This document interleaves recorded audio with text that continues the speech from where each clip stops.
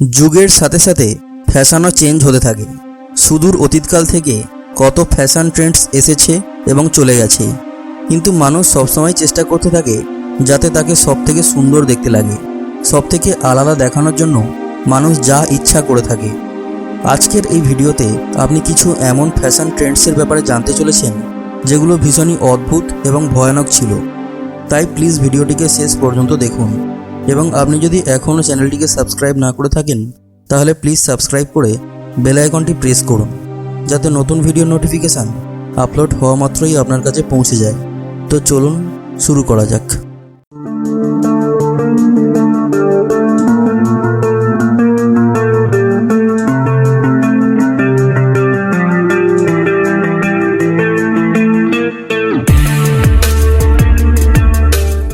Number 1, ক্রেনোলাইন।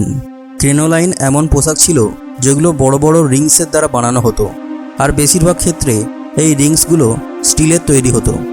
19 শতকের মহিলারা এই ভারী ভারী রিংসগুলোকে নিজেদের লং স্কার্টসের ভিতরে পরতেন, যাতে স্কার্টস অনেকটা ফুলে থাকে।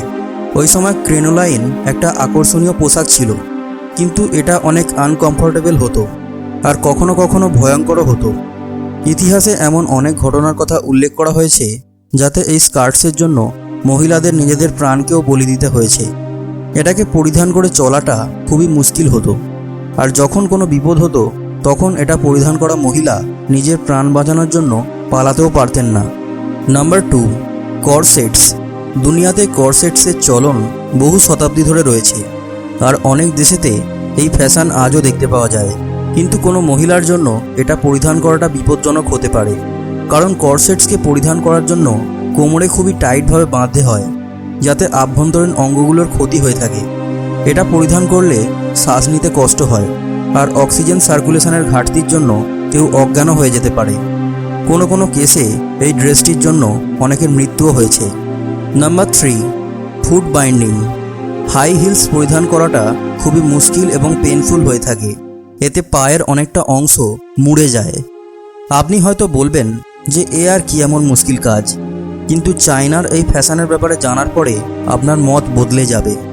চায়নাতে ফুট বাইন্ডিং একটা এমন ফ্যাশন ছিল যাতে মেয়েদের পাগুলোকে ছোটবেলা থেকেই বেঁধে রাখা হতো, যাতে ওদের পা 3 ইঞ্চের থেকে বেশি বাড়তে না পারে। চাইনিজ লোকেরা এই ট্র্যাডিশনকে সৌন্দর্য এবং উঁচু বংশের প্রতীক হিসাবে মনে করত। ওই সময় এই রকম পাকে স্টেটাস সিম্বল হিসেবে দেখা হতো। সাধারণ পায়ের মানুষকে নিম্ন শ্রেণীর বলে মানা হতো। কিন্তু এই অদ্ভুত ফ্যাশনের ফল ভয়ানক হতো। মহিলাদের পায়ের হাড়গুলো বেঁকে যেত, আর বয়স্ক অবস্থায় ওরা হাঁটাচলাও করতে পারতো না। 1912 সালে এই ফ্যাশনকে ব্যান করে দেওয়া হয়। Number 4, tooth ল্যাকরিং। 19 শতকে জাপানে দাঁতকে রং করার ফ্যাশন ভীষণই তুঙ্গে ছিল। মহিলারা আয়রন এবং ব্ল্যাক ডাই দিয়ে তৈরি একটা ড্রিঙ্ক পান করত, যাতে ওনাদের দাঁত কালো হয়ে যেত। ওই সময় কালো দাঁতকে সুস্বাস্থ্য এবং সৌন্দর্যের প্রতীক হিসাবে মানা হতো, কিন্তু 1870 সালে এটাকে ব্যান ঘোষণা করা হয়। Number 5, arsenic dress. 19 শতকের শুরুর দিকে বটল গ্রিন কালারের গাউন খুবই প্রচলিত ছিল। মহিলাদের মধ্যে এটাকে পরিধান করার ভীষণই ক্রেজ ছিল, কিন্তু এটা এতটা ভয়ানক ছিল যে এটার জন্য অনেকের মৃত্যু হতো। আসলে ওই সময় কাপড়কে যে রং দিয়ে রং করা হতো তাতে আর্সেনিক নামের একটা বিষাক্ত পদার্থ থাকতো, যার জন্য ড্রেসটির নির্মাতা এবং যে মহিলা ড্রেসটি পরিধান করতেন দুজনেরই মৃত্যু হতো। আর্সেনিক প্যারিস গ্রিন নামেও পরিচিত ছিল। আর্সেনিকের ভয়ানক পরিণতিকে দেখে ডক্টরদের সিদ্ধান্ত নিয়ে এটাকে ব্যান ঘোষণা করা হয়। ভিডিওটি ভালো লাগলে ভিডিওটিকে লাইক এবং শেয়ার করবেন, এবং অবশ্যই কমেন্টে জানাবেন যে আপনার ভিডিওটি কেমন লেগেছে। এবং এই রকমই ইন্টারেস্টিং ভিডিও বারবার দেখার জন্য প্লিজ চ্যানেলটিকে সাবস্ক্রাইব করে বেল আইকনটি প্রেস করবেন। Thanks for watching.